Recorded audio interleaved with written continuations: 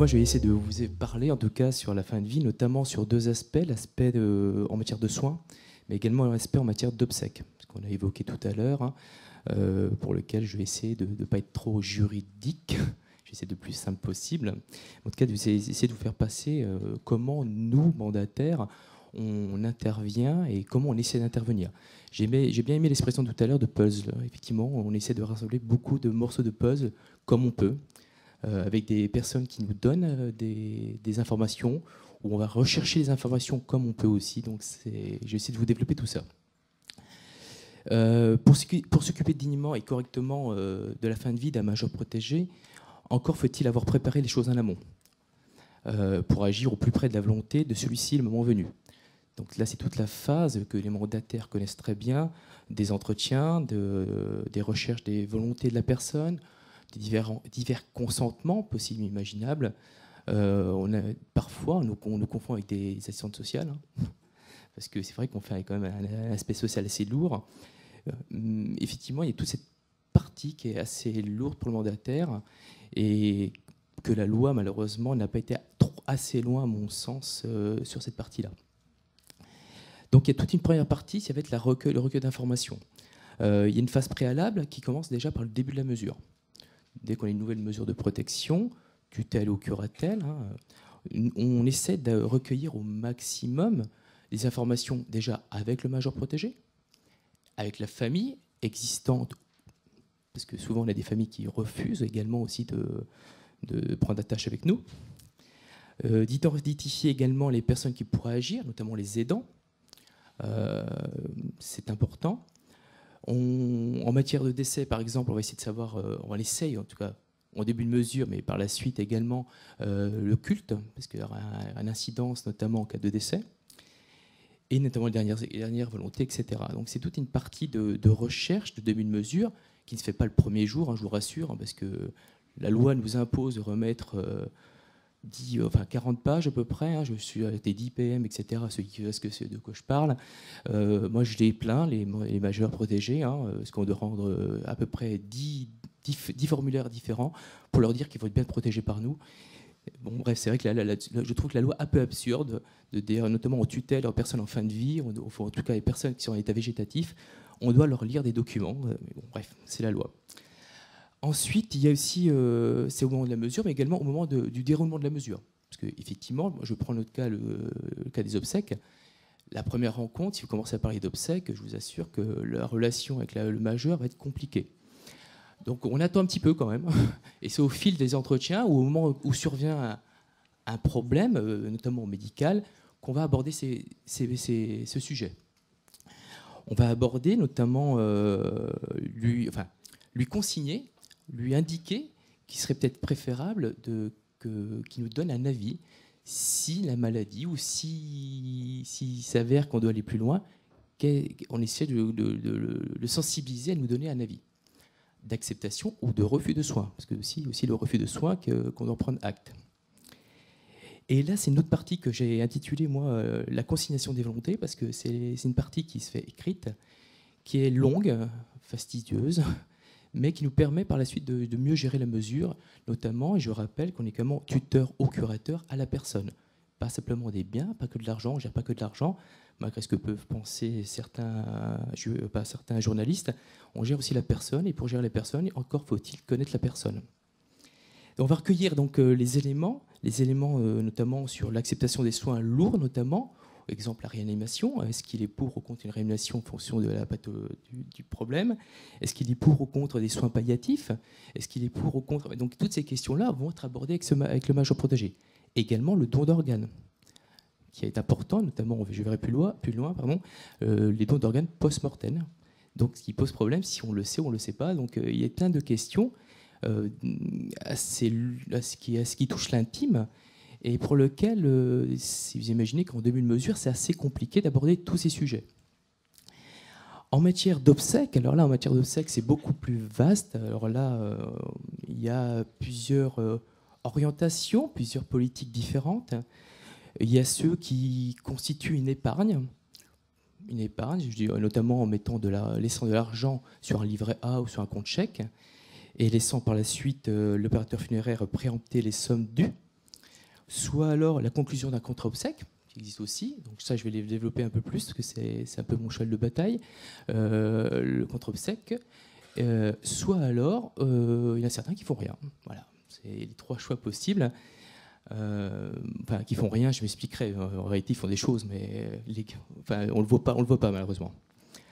Alors, concernant le contrat obsèque, concernant les personnes en curatelle, ça pose pas trop de problèmes, parce qu'on est dans l'assistance.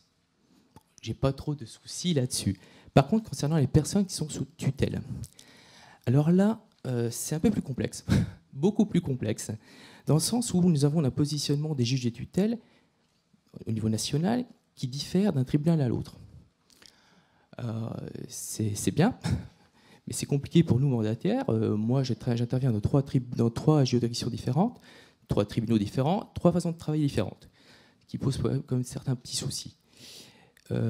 Certains magistrats acceptent les contrats obsèques, ce qui est bien. D'autres refusent en invoquant les dispositions de l'article L132-3, alinéa 1 et 2 des codes des assurances, qui, et je cite, « Il est défendu à toute personne de contracter une assurance en cas de décès sur la tête d'un mineur âgé de moins de 12 ans, d'un majeur sous tutelle. Toute assurance contractée en violation de cette prohibition est nulle. » Donc certains magistrats prennent cet article à la lettre et disent qu'un contrat obsèque est illégal et donc rejettent la demande qu'on peut faire, notre requête, en disant que c'est un refus de souscription. Sauf que, et donc moi j'en ai eu quelques-unes des rejets, je les ai tous contestés devant les cours d'appel, notamment moi de Paris, en invoquant une décision de la cour d'appel de Douai du 16 juin 2011, qui a été très claire en ce sens, qui dit que cet article 132-3 alinéa 1 et 2 des codes d'assurance ne peut pas être appliqué dans les cas présents d'un contrat testamentaire ou contrat funéraire, tout dépend comment on le nomme, car ce n'est pas contraire à l'intérêt du majeur protégé. Voilà les termes exacts qui sont repris dans la cour d'appel de Douai. De plus, dans cet arrêt, il spécifie que le contrat obsèque, on le paye avec une exécution de prestations et on désigne par avance un opérateur funéraire. On respecte le souhait du majeur protégé. C'est-à-dire qu'il se fait avec le majeur protégé. Enfin, je n'ai pas dit au départ, mais pour moi, un contrat obsèque se fait avec le majeur. Sinon, je ne vois pas trop comment je peux faire autrement, mais si vous le savez, vous me le dites, parce que moi, je ne sais pas faire. Donc ce contrat obsèque, l'avantage qu'il a aussi, parce qu'il y a aussi des avantages comme des inconvénients, mais l'avantage que je vois, c'est qu'il est revalorisé annuellement. Il est indexé comme une assurance vie, pour ceux que vous connaissez, c'est le même principe d'assurance vie, sauf que ce n'est pas une assurance vie, donc il n'y a pas de frais de gestion, etc., parce que j'anticipe déjà les questions. Ça permet surtout de garantir que la prestation va être exécutée conformément aux souhaits du majeur. Parce qu'il y a une évolution des tarifs qui se font également dans les prestataires funéraires. Du fait d'avoir mis en place un contrat obsèque et qu'il y a une évaluation annuelle, ça permet d'anticiper, en tout cas, les évolutions de la prestation future, parce qu'on ne sait pas quand va se dérouler ces obsèques. Donc ça, c'est de 2011. Donc, depuis 2011, ça a un peu évolué, parce que certains magistrats continuent dans cette interprétation de refus. Je vais citer que quelques arrêts, notamment la Cour d'appel de Caen du 28 mars 2013, la Cour d'appel de Besançon 12 décembre 2013, beaucoup plus récent, qui réitère la décision de la Cour d'appel de 2011, de Douai. Donc il est important qu'à un moment donné, c'est dommage que madame le juge ne soit pas là ce matin, mais qu'à un moment donné, on puisse également qu'ils prennent conscience qu'il existe aujourd'hui la possibilité de souscrire des contrats obsèques. Ce n'est pas pour bien faire, c'est simplement dans le respect de la volonté du major protégé. Ça permet également d'anticiper, notamment, vous avez évoqué tout à l'heure l'article 418 et 443, et je me réjouis, effectivement, le membre de la MJPM est déchargé, voilà, pour faire simple, de la mesure. Mais de fait, d'avoir souscrit un contrat obsèque, ça va nous également nous aider au moment des obsèques, justement, de pallier à cette décharge de mandat prévue à l'article 443. Pour moi, le contrat obsèque permet de respecter, avant tout, respecter les volontés du major protégé. Le lieu est important. J'ai le cas en tête d'une personne d'origine juive qui voulait se faire une crémation. Il est décédé. Donc on a respecté la prestation, sauf que nous avons eu droit à la famille qui, pour des questions d'histoire, ont refusé catégoriquement la crémation en demandant une inhumation. À ce moment-là, le mandataire, et j'insiste, est garant du respect de la volonté du majeur protégé, même au-delà du décès. Donc il doit faire en sorte de faire exécuter la prestation comme elle était prévue initialement. Enfin, en tout cas, dans mon service, c'est ce qu'on fait. À côté de ça, de toute façon, on donne des instructions très claires aussi aux prestataires de services. On applique réellement ce qui est écrit dans le contrat. Et au cas où ça va plus loin, il y a possibilité de saisir également le tribunal pour faire valoir ce droit. Également, c'est préparer également le financement des obsèques, parce que certains d'entre vous, des fois, sont confrontés au problème de financement. Comment on finance les obsèques? Il faut savoir que si rien n'est prévu et si ils ne sont pas hébergés de la dette sociale, etc., ils se retrouvent dans les indigents. Alors, si vous ne savez pas quoi faire, allez voir une fois ce que c'est qu'un enterrement d'indigents. Je crois que vous allez vite revenir et dire ouais, je vais faire des contrats obsèques partout. C'est dur, c'est très dur. D'éviter également les confronter à l'urgence des prises de décision, parce qu'un majeur qui deviendrait décédé sans héritier, sans personne pour organiser, c'est vous qui devez l'organiser. Et dans l'urgence. Donc ça peut poser quelques petits soucis. Comme disait monsieur tout à l'heure, encore faut-il arriver à joindre le mandataire. Ça, ou madame, pardon, on arrive à les joindre. Normalement, toutes les structures ont mis en place, aussi bien privées, associatives que préposées, ont mis en place des systèmes, on va dire, de renvoi d'appel, etc., pour pouvoir en faire en sorte d'intervenir au plus juste et au plus vite, même le week-end, même les jours fériés. C'est important parce qu'il y a encore du travail à faire, de communication de notre part à faire là-dessus. Néanmoins, malgré tout ce que je viens de vous dire, la systématisation du initiateur contre obsèque est à proscrire. On doit le faire parce que le majeur le veut. C'est pas parce que vous le voulez. Parce que autrement, c'est facile. Surtout en tutelle, on peut faire un peu ce qu'on veut. Malheureusement, à nous d'imposer avoir une certaine éthique et déontologie, qu'a dit mon confrère tout à l'heure. Donc, en matière de soins, on va dire, en matière d'obsèques, pardon, il existe cette possibilité de prévoir à l'avance. Maintenant, intervient une autre phase, beaucoup plus différente, c'est au moment où survient le décès. Pardon.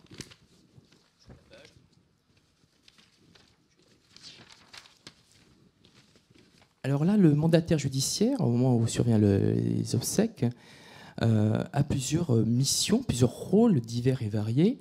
Il a un rôle d'information aux différents interlocuteurs possibles. Il peut être amené à appeler la famille dans certains cas, où c'est l'hôpital ou autre. En tout cas, nous, on avertit la famille et les proches. On fait déclencher immédiatement aussi, pour les personnes détenteurs d'un contre-obsèque, la prestation immédiatement. On met en relation, on appelle l'organisme funéraire. On va également un peu mettre, alors, je verrai plus tard, mais notamment tous les opérateurs funéraires. On va organiser les obsèques dans certains cas. Mais dans tous les cas, on va faire en sorte que les dernières volontés du majeur protégé soient respectées. Alors, s'il y a une famille qui est présente, malheureusement, ce n'est pas trop mon cas dans les mesures que j'ai des familles qui sont plutôt défaillantes, mais si la famille est présente, on va faire en sorte de veiller au respect des volontés, mais on laisse agir. Il est très clair que si la famille veut organiser les obsèques, je n'ai pas à intervenir, je suis simplement garant qu'on respecte bien les volontés du majeur durant son vivant. Si la famille est défaillante ou il n'y a pas de famille, moi j'estime que le mandataire doit le faire, les obsèques. Alors je sais que certains confrères ne sont pas d'accord avec moi là-dessus, c'est une minorité heureusement, mais je pense qu'en tant que lien étroit et stable qu'on a avec les majeurs, on peut organiser les obsèques. Soit par l'ouverture d'un contre-obsèque qui était fait préalablement, soit en contactant un opérateur funéraire, en respectant les impératifs en cas de prise en charge d'aide sociale. Je rappelle pour ceux qui ne connaissent pas, les personnes hébergées d'aide sociale ont, par le règlement intérieur départemental, vous avez une autorisation d'un certain montant qui permet de prendre en charge les frais d'obsèques. Moi, dans mon département, c'est 2 000 € pour un enterrement. Après, ça dépend d'un département à l'autre. Et également, vous avez un rôle de surveillance jusqu'à la fin des obsèques. Alors là, ce que je vais mettre par la suite n'engage que moi. Présence souhaitée au nom de la relation établie avec le majeur au regard de la dignité. Nous, dans mon service, toute personne qui décède, une personne de mon service est présente à la mise en bière si elle a la famille, et s'il y a une défaillance de la famille, c'est mise en bière et inhumation ou crémation en fonction de ce qui a été prévu. Donc, je sais que ça prend du temps, mais on estime que dans le regard des liens qu'on a fait avec la personne, on ne laissera jamais partir quelqu'un seul. Et ça, c'est part de l'éthique qu'on évoquait tout à l'heure, et d'éthologie. Concernant le règlement des frais d'obsèques, donc on a vu les contre-obsèques, mais il existe aussi une possibilité. Alors, tout à l'heure, vous avez évoqué rapidement, je ne sais plus qui, qu'on pouvait payer. Le mandataire n'a plus autorité, n'a plus de compétence pour payer en principe, article 418, 443. Néanmoins, il peut faire en sorte que les opérateurs funéraires préemptent des frais obsèques sur les comptes du major protégé. Et là, je rappelle qu'il y a un changement assez récent, un arrêté du 25 octobre 2013 qui a réévalué ce montant à 5 000 € au lieu de 3 050 qui était au préalable. Donc vous avez la possibilité de prélever 5 000 € sur un compte chèque ou autre, ou livret, pour le faire. Sinon, au pire, vous transmettrez donc la créance au notaire. Le notaire que vous devez alors transmettre le dossier. Je me dépêche parce qu'on me dit qu'il faut aller vite. Alors, je vais passer vite fait à la conclusion. Simplement, donc c'est un sujet qui est assez délicat, qui requiert une certaine posture particulière, afin de ne pas heurter le majeur protégé, pour qui le principe de réalité doit tout de même s'appliquer. La mort faisant partie de la vie. Même si les sujets qu'on vient d'évoquer sont en grande partie techniques, et encore on n'a pas tout vu, parce qu'on n'a pas parlé des dons d'organes malheureusement, il faudra s'attacher à écouter, accompagner, respecter et rester centré sur la personne et ses volontés. Pour le don d'organes, je pense que je vais faire qu'une partie d'une ligne en conclusion, mais c'était parce que j'abrège. Simplement, souvent, les mandataires sont confrontés à ce choix. Enfin, ce choix. On vous demande d'autoriser ou non, notamment le don de la cornée. C'est le plus commun.